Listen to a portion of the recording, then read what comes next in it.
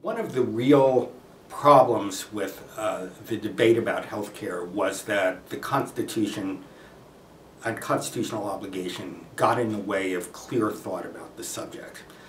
Health care is a really complicated topic, and there's a lot to be said on both sides of it. There are, first of all, theoretical questions about individual liberty, and so you have to think about freedom from being sick and having unnecessary worry about paying for health care, as against freedom that people have to decide for themselves whether to buy insurance or not. That's a hard question.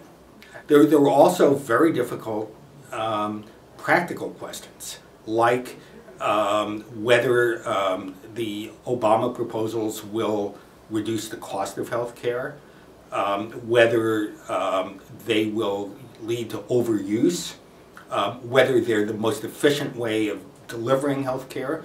Those are also really hard questions that need to be talked about. But what do we end up talking about instead? Well, we end up talking about what did the framers mean by commerce in 1789, and what precisely is the difference between the Supreme Court's decision in Wickard versus Filburn and the Supreme Court's decision in United States versus Lopez. This is madness. That has nothing to do with the issue.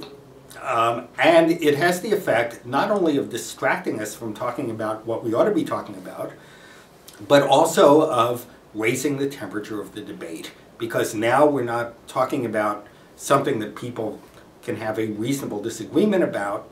Now we're talking about one's commitment to the defining doctrine of what makes us Americans. And so suddenly, this is not an issue about which there can be good faith disagreement. This is an issue about whether one side or the other is abandoning what it means to be an American. That is not a sensible way to talk about an important issue that we need to get straight.